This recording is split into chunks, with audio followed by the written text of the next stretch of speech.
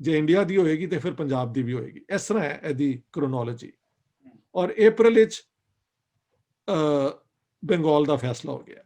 ਹੁਣ ਇਸ ਤਰ੍ਹਾਂ ਹੈ ਕਿ ਬਾਉਂਡਰੀ ਕਮਿਸ਼ਨ ਦੇ ਵਿੱਚ 2 ਜੱਜ ਹੈਗੇ ਸਨ ਮੁਸਲਿਮ ਲੀਗ ਵੱਲੋਂ ਨੋਮੀਨੇਟ ਹੋਏ, ਜਸਟਿਸ ਮੁਨੀਰ ਐਂਡ ਜਸਟਿਸ ਦੀਨ ਮੁਹੰਮਦ ਜੀ। ਕਾਂਗਰਸ ਵੱਲੋਂ ਇੱਕ ਜੱਜ ਹੋਇਆ ਸੀ, ਕੀ ਨਾਂ ਸੀ ਉਹਨਾਂ ਦਾ, ਮਹਾਜਨ, ਜਸਟਿਸ ਮਹਾਜਨ। ਔਰ ਸਿੱਖਾਂ ਵੱਲੋਂ ਇੱਕ ਜੱਜ ਨੋਮੀਨੇਟ ਹੋਏ ਸਨ, ਜਸਟਿਸ ਤੇਜਾ ਸਿੰਘ। 4 ਜੱਜਾਂ ਦਾ ਸੀ ਕਿ ਇਹ ਸਾਰਿਆਂ ਦੀ ਗੱਲ ਸੁਣਨ। ਜੇ ਇਹ 4 ਕੋਈ ਸਮਝੌਤਾ ਕਰ ਲੈਣ ਕਿ ਪੰਜਾਬ ਦੀ ਤਕਸੀਮ ਕਿਸ ਤਰ੍ਹਾਂ ਹੋਣੀ ਹੈ ਤੇ ਉਹ ਐਕਸੈਪਟ ਹੋਏਗੀ। ਲੇਕਿਨ ਜੇ ਬੰਗਾਲ ਔਰ ਪੰਜਾਬ ਦੀ ਇਹ ਜਿਹੜੀਆਂ ਹੈਗੀਆਂ ਨੇ ਬਾਉਂਡਰੀ ਕਮਿਸ਼ਨਸ ਇਹ ਫੇਲ ਹੋ ਜਾਂਦੀਆਂ ਨੇ, ਯਾਨੀ ਜੱਜ ਅਗਰੀ ਨਹੀਂ ਕਰਦੇ, ਫਿਰ ਅਵਾਰਡ ਮਿਲੇਗਾ। And that award was the award of sir Cyril Radcliffe. ਇਹ ਪਹਿਲੇ ਲਿਖਿਆ ਹੋਇਆ ਸੀ। ਹੋਇਆ ਕਿ ਮੁਸਲਿਮ ਲੀਗ ਦੇ ਜੱਜਾਂ ਨੇ ਮੁਸਲਿਮ ਲੀਗ ਦੀ ਜਿਹੜੀ ਆਰਗੂਮੈਂਟ ਸਨ ਉਹਨਾਂ ਨੂੰ ਸਪੋਰਟ ਕੀਤਾ। ਜਸਟਿਸ ਮਹਾਜਨ ਨੇ ਕਿਹਾ ਕਿ ਠੀਕ ਹੈ, ਲਾਹੌਰ ਸਾਰਿਆਂ ਲਈ ਇੰਪੋਰਟੈਂਟ ਹੈ, ਲਾਹੌਰ ਨੂੰ ਤੁਸੀਂ ਸਾਰਿਆਂ ਦਾ ਸ਼ਹਿਰ ਡਿਕਲੇਅਰ ਕਰ ਦਿਓ। ਸਿੱਖਾਂ ਨੇ ਕਿਹਾ ਕਿ ਸਾਨੂੰ, ਉਹਨਾਂ ਨੇ ਇਹਨਾਂ ਦੀ ਸਪੋਰਟ ਕੀਤੀ ਜਸਟਿਸ ਮਹਾਜਨ ਦੀ। ਲੇਕਿਨ ਬਾਕੀ ਸ਼ਹਿਰਾਂ ਦੇ ਉੱਤੇ ਉਹਨਾਂ ਨੇ ਕਲੇਮ ਕੀਤਾ ਕਿ ਸਾਨੂੰ ਸਿਆਲਕੋਟ ਦਿਓ, ਸਾਨੂੰ ਗੁਜਰਾਂਵਾਲਾ ਦਿਓ, ਸਾਨੂੰ ਸ਼ੇਖੂਪੁਰਾ ਦਿਓ, ਲਾਹੌਰ ਵੀ ਦਿਓ, ਔਰ ਮੰਡਗੁਮਰੀ ਵੀ ਦਿਓ ਤੇ ਲਾਇਲਪੁਰ ਵੀ ਦਿਓ। Why? On the basis of revenue they paid and the basis of property they owned and the land they owned. Hindu ਸਿੱਖਾਂ ਦੀ ਪ੍ਰੋਪਰਟੀ ਜ਼ਿਆਦਾ ਸੀ, ਜ਼ਿਮੀਦਾਰੀ ਵੀ ਜ਼ਿਆਦਾ ਸੀ। ਵੱਡੇ ਲੈਂਡਲॉर्ड ਮੁਸਲਮਾਨ ਹਨ ਸਨ, ਲੇਕਿਨ ਵੈਸਟ ਪੰਜਾਬ ਵਿੱਚ ਸਨ ਤੇ ਸਾਊਥ ਪੰਜਾਬ ਵਿੱਚ ਸਨ। ਸਮਝ ਗਏ ਤੁਸੀਂ? ਲੇਕਿਨ ਸ਼ਹਿਰਾਂ ਦੇ ਵਿੱਚ ਮਨੀਡ ਕਲਾਸ ਜਿਹੜੀ ਸੀ ਨਾ, ਉਹ ਹਿੰਦੂ ਸੀ ਜਾਂ ਥੋੜੇ ਜਿਹੇ ਸਿੱਖ ਸਨ। ਉਹ ਵੀ ਖਾਸ ਕਾਸਟ, ਖੱਤਰੀ ਤੇ ਅਡੋੜੇ। ਜੱਟ ਜਿਹੜੇ ਸਨ ਉਹ ਤੇ ਪੈਜ਼ੈਂਟ ਸਨ, ਜਿਸ ਤਰ੍ਹਾਂ ਬਾਕੀ ਮੁਸਲਮਾਨ ਪੈਜ਼ੈਂਟ ਸਨ। ਠੀਕ ਹੈ। ਤੇ ਬਿਗ ਲੈਂਡਲॉर्ड्स ਵਿੱਚ ਮੁਸਲਮਾਨ ਸਨ ਬਹੁਤ, ਲੇਕਿਨ ਇਹ ਸਾਰੇ ਮਕਰੂਜ਼ ਵੀ ਸਨ ਕਿਉਂਕਿ ਪੈਸਾ ਬਹੁਤ ਖਰਚਣਾ, ਸ਼ਾਦੀਆਂ ਤੇ ਇਹ ਉਹ ਇੱਕ ਹੋਰ ਕਿਸਮ ਦੀ ਡਿਟੇਲ ਹੈ। ਹੁਣ ਗੱਲ ਹੈ ਕਿ ਪੰਜਾਬ ਬਾਉਂਡਰੀ ਕਮਿਸ਼ਨ ਦੇ ਜੱਜ ਨਹੀਂ ਅਗਰੀ ਕਰ ਸਕੇ ਔਰ ਨਾ ਬੰਗਾਲ ਦੇ ਕਰ ਸਕੇ। ਫਿਰ ਸਰ ਰੈਡਕਲਿਫ ਅਵਾਰਡ ਜਿਹੜਾ ਹੈ ਨਾ, ਮੈਂ ਆਰਗੂ ਕੀਤਾ ਕਿ ਕਮ ਸੇ ਕਮ ਪੰਜਾਬ ਵਾਲਾ ਜਿਹੜਾ ਅਵਾਰਡ ਹੈ ਉਹ 99.9% ਉਹੀ ਹੈ ਜੋ ਮੁਸਲਿਮ ਲੀਗ ਨੇ ਕਿਹਾ ਸੀ ਕਿ ਪਾਕਿਸਤਾਨ ਨੂੰ ਦਿਓ। ਤੇ ਰੋਣਾ ਹੈ ਕਾਹਦਾ? ਇਹ ਸਭ ਝੂਠ ਹੈ ਕਿ ਸਾਡੇ ਕੋਲ ਆ ਰਿਹਾ ਸੀ, ਉਹ ਕੀ ਕਹਿੰਦੇ ਨੇ, ਗੁਰਦਾਸਪੁਰ। ਮੈਂ ਤੇ ਦੱਸਿਆ ਕਿ ਕਾਇਦੇ ਆਜ਼ਮ ਨੂੰ ਫਿਰੋਜ਼ਪੁਰ ਦਾ ਵੀ ਕਿਹਾ ਜਾਂਦਾ ਹੈ, ਫਿਰੋਜ਼ਪੁਰ ਹਾਂ।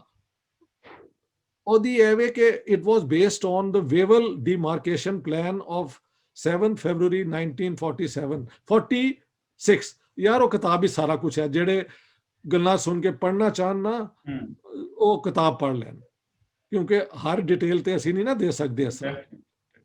ਤੇ ਹੁਣ ਜਦੋਂ ਫਿਰ ਹੋਇਆ ਕਿ 13 ਨੂੰ ਰੈਡਕਲਿਫ ਅਵਾਰਡ ਅਨਾਉਂਸ ਹੋ ਗਿਆ, ਤਿਆਰ ਹੋ ਗਿਆ। ਲੇਕਿਨ ਮਸਲਾ ਸੀ ਕਿ 14 ਔਰ 15 ਨੂੰ ਤੇ ਇੰਡੀਪੈਂਡੈਂਸ ਸੀ, ਤੇ ਜੇ ਉਹ ਡਿਕਲੇਅਰ ਕਰ ਦੇਣ ਤੇ ਕਤਲੇਆਮ ਤੇ ਉੱਥੇ ਸ਼ੁਰੂ ਹੋ ਜਾਏਗਾ। ਉਹਨਾਂ ਨੇ ਕਿਹਾ ਕਿ ਇਹਨੂੰ 17 ਨੂੰ ਅਨਾਉਂਸ ਕਰੋ ਤਾਂ ਕਿ ਅੰਗਰੇਜ਼ ਵਿੱਚੋਂ ਵਿਡਰਾਅ ਕਰ ਜਾਣ।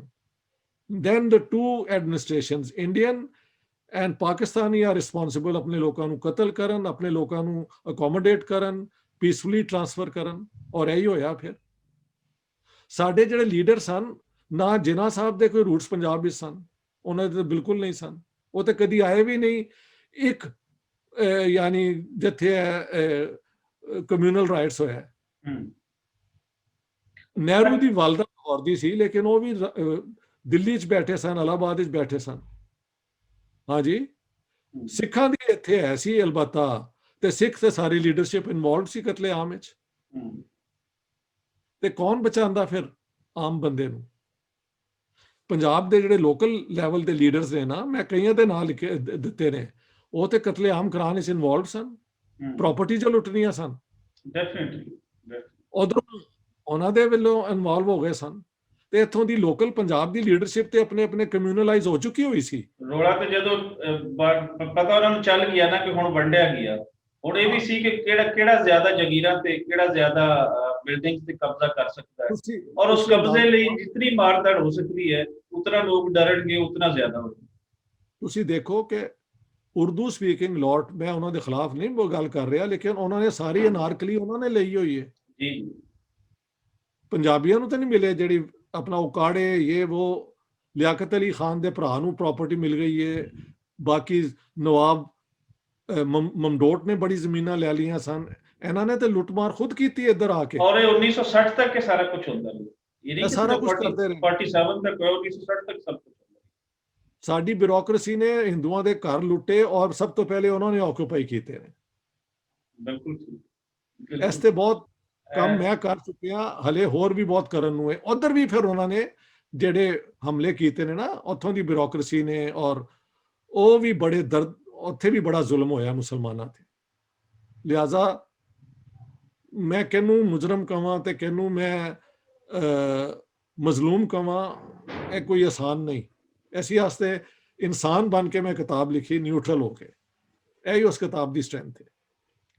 ਸਰ ਅਗਰ ਅਸੀਂ ਦੇਖੀਏ ਕਾਇਦ ਆਜ਼ਮ ਮੁਹੰਮਦ ਅਲੀ ਜਿਨਾਹ ਦੇ ਰੋਲ, ਇੱਕ ਸਪੈਸੀਫਿਕ ਪੰਜਾਬ ਦੇ ਹਵਾਲੇ ਦੇ ਨਾਲ ਸਵਾਲ ਹੈ ਕਿ ਕਿਆ ਮੁਹੰਮਦ ਅਲੀ ਜਿਨਾਹ ਪੰਜਾਬ ਦੀ ਪਾਰਟੀਸ਼ਨ ਚਾਹੁੰਦੇ ਸਨ ਜਾਂ ਨਹੀਂ ਚਾਹੁੰਦੇ ਸਨ? ਬਿਲਕੁਲ ਨਹੀਂ ਸਨ ਚਾਹੁੰਦੇ। ਉਹ ਚਾਹੁੰਦੇ ਸਨ ਪੂਰਾ ਪੰਜਾਬ ਔਰ ਪੂਰਾ ਬੰਗਾਲ ਉਹਨਾਂ ਨੂੰ ਮਿਲ ਜਾਏ। ਲੇਕਿਨ ਮੇਰੀ ਆਰਗੂਮੈਂਟ ਹੈ ਯਾਰ, ਉਹ ਅੰਗਰੇਜ਼ੀ 'ਚ ਕਹਿੰਦੇ ਨੇ he wanted to have the cake and eat it also.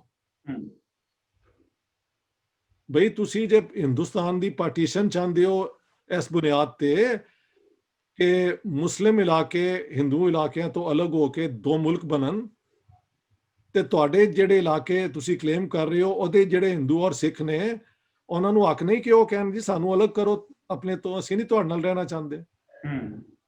ਉਹਨੂੰ ਅੰਗਰੇਜ਼ੀ 'ਚ ਵੀ ਇੱਕ ਹੋਰ ਵੀ ਕਹਾਵਤ ਹੈ, what is good for the goose is good for the gander। ਯਾਨੀ ਆਪਣੇ ਲਈ ਅਸੂਲ ਠੀਕ ਹੈ, ਦੂਸਰਿਆਂ ਲਈ ਉਹ ਗਲਤ ਹੈ। ਇਸੇ ਬੁਨਿਆਦ ਤੇ ਹੀ ਤੇ ਜਿਹੜਾ ਸਿੱਖ ਹੈ ਉਹ ਸੈਪਰੇਟ ਹੋ ਰਹੀ ਹੈ। ਇਹਨਾਂ ਨਾਰਿਆਂ ਦੀ ਵਜ੍ਹਾ ਤੋਂ ਸਿੱਖ ਸੈਪਰੇਟ ਹੋ ਰਹੀ ਹੈ ਕਿ ਤੁਸੀਂ ਤੇ ਇੱਕ ਇਸਲਾਮਿਕ ਸਟੇਟ ਚਾਹੁੰਦੇ ਹੋ, ਤੇ ਫਿਰ ਸਾਡਾ ਇੱਥੇ ਕੀ ਹੋਏਗਾ? ਬਿਲਕੁਲ ਸਹੀ ਹੈ, ਬਿਲਕੁਲ ਸਹੀ ਹੈ। ਔਰ ਇਸਲਾਮਿਕ ਸਟੇਟ ਹੀ ਇਹਨਾਂ ਨੇ ਬਣਾਈ। ਹੁਣ ਤੇ ਕੋਈ ਹਿੰਦੂ ਸਿੱਖ ਨਹੀਂ ਨਾ ਇੱਥੇ ਹੈਗਾ ਜੀ। ਹੁਣ ਸਾਰਾ ਜਿਹੜਾ ਜਬਰ ਕਰਦੇ ਨੇ ਆਪਣੇ ਸੈਕਸ ਤੇ ਕਰਦੇ ਨੇ ਕਿ ਨਹੀਂ ਕਰਦੇ? ਇਹ ਤੇ ਇਹਨਾਂ ਦੀ ਸਾਈਕੋਲੋਜੀ ਬਣ ਚੁੱਕੀ ਹੋਈ ਹੈ, ਆਈਡੀਓਲੋਜੀ। ਮੈਂ ਕੋਈ ਗਲਤ ਗੱਲ ਨਹੀਂ ਕਰ ਰਿਹਾ।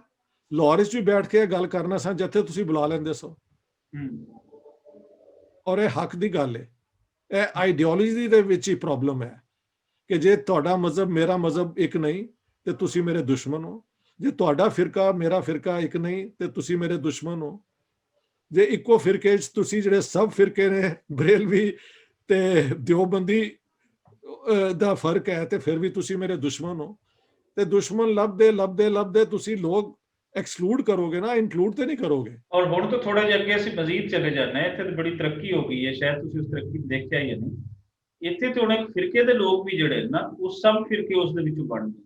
ਮਿਸਾਲ ਦੇ ਤੌਰ ਤੇ ਮਤਲਬ ਇਹ ਤਰੀਕੇ ਲਬੈਕ ਜਿਹੜੀ ਹੈ ਉਹ ਬਰੇਲੀਆਂ ਦੀ ਜਮਾਤ ਹੈ। ਮਿਨਾਜੁਲ ਕੁਰਾਨ ਵਾਲੇ ਉਹ ਵੀ ਬਰੇਲਵੀ ਹੈ।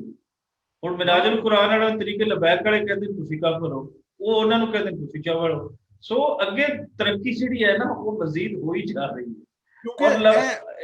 ਅੱਗੇ ਹੋਰ ਵੀ ਚੀਜ਼ ਹੈ। ਹੁਣ ਲਬੈਕ ਦੇ ਵਿੱਚ ਕੀ ਹੋਇਆ, ਲਬੈਕ ਤੋਂ ਅੱਗੇ ਅਸ਼ਰਫ ਜਲਾਲੀ ਨੇ ਕਿਹਾ ਕਿ ਤੁਸੀਂ ਤੁਹਾਡੀ ਲਬੈਕ ਖਰਾਬ ਹੈ। ਜਿਹੜਾ ਖਾਦਮ ਰਿਜ਼ਵੀ ਦਾ ਬੇਟਾ ਸੀ ਉਹਨੇ ਕਿਹਾ ਨਹੀਂ ਤੁਹਾਡੀ ਲਬੈਕ ਖਰਾਬ ਹੈ। ਸੋ ਜਿਹੜਾ ਖਰਾਬੀ ਹੈ ਨਾ, ਖਰਾਬ ਕਰਨ ਦੀ ਖਾਹਿਸ਼ ਇਹ ਜਿਹੜੀ ਸ਼ੁਰੂ ਹੋਈ ਸੀ ਉਹ ਅੱਗੇ ਚੱਲੀ ਜਾ ਰਹੀ। ਇਹ ਮੁਹੰਮਦ ਅਲੀ ਜਿਨਾਹ ਤੋਂ ਸ਼ੁਰੂ ਹੋਈ ਹੈ। ਉਹਨਾਂ ਨੇ ਇਹ ਸਾਰਾ ਸਿਖਾਇਆ ਕਿਸ ਤਰ੍ਹਾਂ ਇਹ ਕਰੀਦਾ।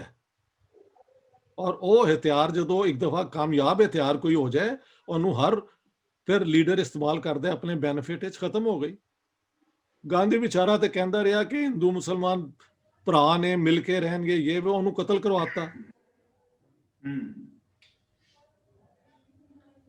ਮੇਰੀ ਪੰਜਾਬ ਵਾਲੀ ਕਿਤਾਬ ਦੇ ਵਿੱਚ ਤੁਸੀਂ ਨੋਟ ਕਰੋਗੇ ਕਿ ਬੇਗਮ ਸ਼ਾਹਨਵਾਜ਼ ਜਿਹੜੀ ਬਹੁਤ ਮੁਸਲਿਮ ਲੀਗ ਦੀ ਲੀਡਰ ਸੀ, ਉਹਨੇ ਵੀ ਕਿਹਾ ਕਿ ਬਟਾਲੇ ਦੇ ਵਿੱਚ ਮੇਰਾ ਜਿਹੜਾ ਟੱਬਰ ਹੈ, ਰਾਈ ਨਾ ਆਪਣਾ ਸਰਸ਼ਫੀ ਦੀ ਬੇਟੀ ਹੈ, ਕਿ ਉਹਨਾਂ ਤੇ ਬੜਾ ਵੱਡਾ ਕਤਲੇਆਮ ਹਮਲਾ ਹੋਣ ਵਾਲਾ ਸੀ ਤੇ ਮੇਰਾ ਭਰਾ ਮੀਆਂ ਸ਼ਫੀ ਜਿਹੜਾ ਸੀ ਉਹ ਹਲੇ ਦਿੱਲੀ ਸੀ। ਮੈਂ ਉਹਨੂੰ ਫੋਨ ਕੀਤਾ ਕਿ ਪੰਡਿਤ ਜੀ ਨੂੰ ਜਾ ਕੇ ਕਹੋ ਬਚਾ ਲੈਣ, ਔਰ ਉਹਨਾਂ ਨੇ ਗੱਲ ਕੀਤੀ ਤੇ ਫਿਰ ਸਾਰੇ ਮੁਸਲਮਾਨ ਉੱਥੋਂ ਦੇ ਬਟਾਲੇ ਦੇ ਜਿਹੜੇ ਇਹਨਾਂ ਦੇ ਕਬੀਲੇ ਦੇ ਸਨ ਉਹ ਸਾਰੇ ਆ ਗਏ। ਇਸੇ ਤਰੀਕੇ ਨਾਲ ਬੜੇ ਬੜੇ ਕਟਰ ਮੁਸਲਿਮ ਲੀਗੀ ਜਿਹੜੇ ਨੇ ਉਹਨਾਂ ਦਾ ਮੈਂ ਇੰਟਰਵਿਊ ਕਿਤਾਬ ਵਿੱਚ ਦਿੱਤਾ ਹੈ ਕਿ ਕਿਸ ਤਰ੍ਹਾਂ ਜਲੰਧਰ ਦੇ ਵਿੱਚ ਨਹਿਰੂ ਦੀ ਵੇਹ ਨਾਲ ਮੁਸਲਮਾਨ ਜਿਹੜੇ ਨੇ ਬਚੇ, ਔਰ ਦਿੱਲੀ ਦੇ ਵਿੱਚ ਤੇ ਬਹੁਤ ਹੈ ਨਾ ਐਵੀਡੈਂਸ ਕਿ ਹਜ਼ਾਰਾਂ ਮੁਸਲਮਾਨਾਂ ਨੂੰ ਮਹਾਤਮਾ ਗਾਂਧੀ ਨੇ ਬਚਾਇਆ, ਜਿਨ੍ਹਾਂ ਨੇ ਤੇ ਇੱਕ ਬੰਦੇ ਨੂੰ ਨਹੀਂ ਬਚਾਇਆ ਜਾ ਕੇ ਉੱਥੇ। ਹਾਂ, ਫਰਵਰੀ 48 ਜਦੋਂ ਹਿੰਦੂਆਂ ਤੇ ਸਿੰਧ ਕਰਾਚੀ 'ਚ ਅਟੈਕ ਹੋਇਆ ਤੇ ਫਿਰ ਇਹਨਾਂ ਨੇ ਕੋਈ ਕੰਡੈਮ ਕੀਤਾ, but that was too late in the day. ਹੁਣ ਤੇ ਐਸਾ ਤੇ ਕੀਤਾ ਕਿ he was governor general of Pakistan, ਤੇ ਉਹ ਤੇ ਕਰਨਾ ਹੀ ਸੀ ਕਿ ਉਹਨਾਂ ਦੀ ਨੱਕ ਦੇ ਹੇਠਾਂ ਹੋਣਾ ਸ਼ੁਰੂ ਹੋ ਗਿਆ ਸੀ। ਲੇਕਿਨ ਜਦੋਂ ਇਹ ਸਾਰਾ ਸਿਲਸਿਲਾ ਹੋਇਆ, ਨੈਵਰ ਵੁੱਡ ਯੂ ਫਾਈਂਡ ਹਿਮ ਕਿ ਬਸ ਕੁਝ ਵੀ ਨਹੀਂ ਕੀਤਾ। ਬਾਕੀ ਲੋਕ ਤੇ ਜਾ ਕੇ ਆਪਣੀ ਜਾਨ ਤੇ ਖੇਡਦੇ ਵੀ ਰਹੇ, ਲੋਕਾਂ ਨੂੰ ਬਚਾਇਆ, ਉੱਥੇ ਜਾ ਕੇ ਉਹਨਾਂ ਨੂੰ ਸਪੋਰਟ ਵੀ ਕੀਤਾ, ਬਟ ਨਾਟ ਮਿਸਟਰ ਜਿਨਾ। I am putting it on record. Check ਇਸ ਵਾਸਤੇ ਕਿ ਚੈੱਕ ਕਰ ਸਕਦੇ ਹੋ। ਮੇਰੀ ਕੋਈ ਗੱਲ ਨਹੀਂ ਹੁੰਦੀ ਜਿਹੜੀ ਕਿ ਵੈਰੀਫਾਈਏਬਲ ਨਾ ਹੋਵੇ। ਮੈਂ ਤੁਹਾਡੇ ਕੋਲੋਂ ਸੁਣੀ ਗੱਲ ਨਹੀਂ ਲਿਖਦਾ ਹੁੰਦਾ। ਵੈਰੀ ਐਕਸੈਪਸ਼ਨਲੀ ਆਈ ਰਾਈਟ। ਜਿੱਥੇ ਮੈਨੂੰ ਪਤਾ ਹੁੰਦਾ ਹੈ ਕਿ ਜਿਸ ਤਰ੍ਹਾਂ ਮੈਂ ਆਪਣੇ ਤੇ ਯਕੀਨ ਕਰਨਾ, ਮੈਂ ਤੁਹਾਡੇ ਤੇ ਕਰਨਾ, ਉਹਦੀ ਕੋਈ ਇੱਕ ਆਬਜ਼ਰਵੇਸ਼ਨ ਹੋਏ ਨਾ, ਉਹ ਮੈਂ ਲਿਖ ਲੈਣਾ। ਮਸਲਨ ਮੈਂ ਲਿਖਿਆ ਕਿ 6 ਨਵੰਬਰ ਨੂੰ ਫਾਈਨਲੀ ਮੀਆਂ ਇਫਤਖਾਰੁদ্ਦੀਨ ਨੇ ਪਲੀਡ ਕਰ ਕੇ ਨਾ ਤੇ ਇਹਨੂੰ ਕਨਵਿੰਸ ਕਰ ਲਿਆ ਕਾਇਦੇ ਆਜ਼ਮ ਨੂੰ ਕਿ ਜ਼ਰਾ ਵਾਲਟਨ ਰੈਫਿਊਜੀ ਕੈਂਪ ਚਲੇ ਜਾਓ।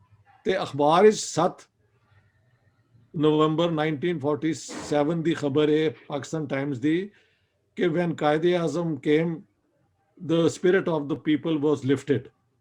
ਇਹ ਬਿਲਕੁਲ ਝੂਠ ਸੀ, ਕਿਉਂਕਿ ਕਾਇਦੇ ਆਜ਼ਮ ਨੂੰ ਜਿਹੜਾ ਪੁਲਿਸ ਐਸਕੋਰਟ ਕਰ ਰਹੀ ਸੀ ਉਹਦੇ ਵਿੱਚ ਮੇਰੇ ਬਚਪਨ ਦੇ ਦੋਸਤ ਦੇ ਫਾਦਰ ਸਨ, ਜਿਹਨਾਂ ਨੂੰ ਮੈਂ ਬੜੀ ਅੱਛੀ ਤਰ੍ਹਾਂ ਜਾਣਦਾ। he was in the special police। ਉਹ ਕਹਿੰਦੇ ਨੇ ਜਦੋਂ ਅਸੀਂ ਪਹੁੰਚੇ ਤੇ ਲੋਕਾਂ ਨੇ ਮਾਂ ਭੈਣ ਦੀਆਂ ਗਾਲਾਂ